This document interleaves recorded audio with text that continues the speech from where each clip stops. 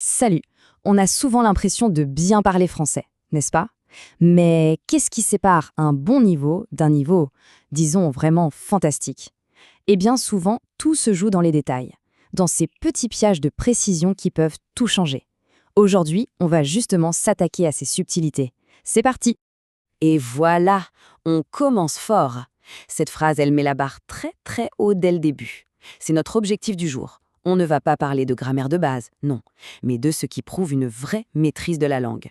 C'est un peu comme un test d'excellence en fait. Alors, on est prêt à le passer? Bon, alors, ce défi, on le relève, c'est le moment de voir où on en est vraiment. On va décortiquer ensemble quelques points clés et on attaque tout de suite avec un grand classique. Premier piège, et c'est un incontournable, l'accord du participe passé avec l'auxiliaire avoir.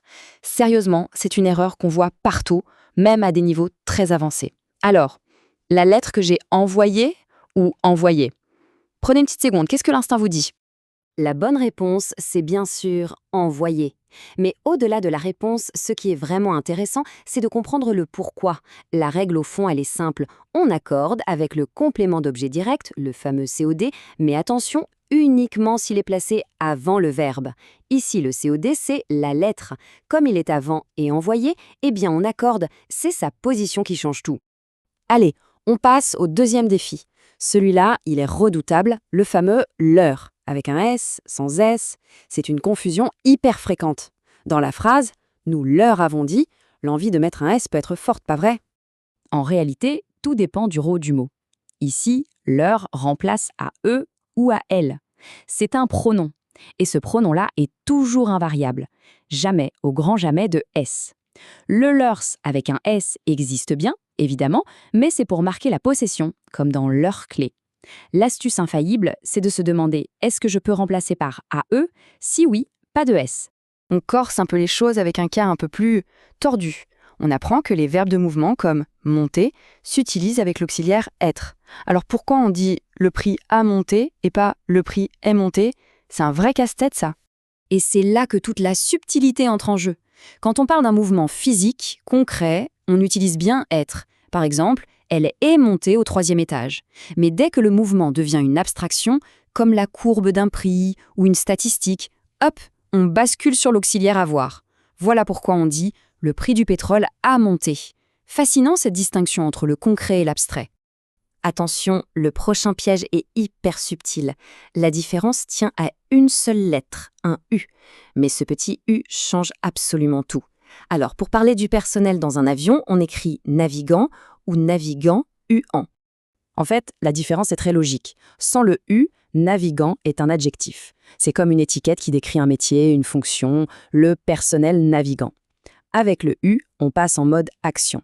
Navigant, c'est le verbe en train de se faire. C'est le participe présent, comme dans « en naviguant sur Internet ». Pensez-y comme ça. Le U, c'est le moteur de l'action. On attaque maintenant les noms collectifs. Prenons la plupart. Le mot lui-même est au singulier, mais il désigne un groupe de plusieurs personnes. Alors, le dilemme. Le verbe doit suivre le mot au singulier ou l'idée du groupe au pluriel. On dit la plupart a décidé ou la plupart ont décidé.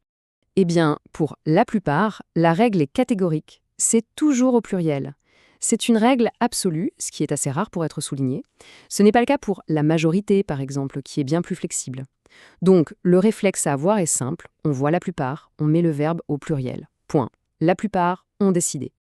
Allez, le dernier défi, et je l'avoue, c'est un de mes préférés. La différence entre quoique en un seul mot et quoique en deux. Juste un petit espace, mais qui change radicalement le sens de la phrase. Là, on est vraiment dans la haute couture de la langue française. Pour s'y retrouver, il y a une astuce qui marche à tous les coups. Quoique, attaché en un mot, on peut le remplacer par bien que. Il introduit une concession, une opposition. Par contre, quoique en deux mots, ça se remplace par peu importe la chose que. Ça exprime une idée d'indétermination. Ce test du remplacement, c'est votre filet de sécurité. Et cette citation est parfaite pour illustrer ça. Quoi que tu fasses, on peut bien dire peu importe la chose que tu fais, fais-le avec passion. C'est une très belle façon de mémoriser la règle et puis quel super conseil pour conclure nos défis. Alors si on fait le bilan, qu'est-ce qu'on a découvert? On a vu que la position d'un mot peut tout changer, que la fonction d'un mot est bien plus importante que son apparence et que même le contexte, qu'il soit concret ou abstrait, a son mot à dire sur la grammaire. Ce qui est génial, c'est de voir que derrière chaque règle, il y a une vraie logique à comprendre. Et tout ça nous amène à la question finale, peut-être la plus importante. C'est quoi la vraie maîtrise d'une langue? Est-ce que c'est juste de connaître des règles par cœur ou est-ce que c'est de comprendre la logique, le pourquoi qui se cache derrière chaque nuance? Je pense que c'est cette compréhension profonde qui transforme une simple conversation en un art. Merci d'avoir exploré ces subtilités avec moi et à très bientôt.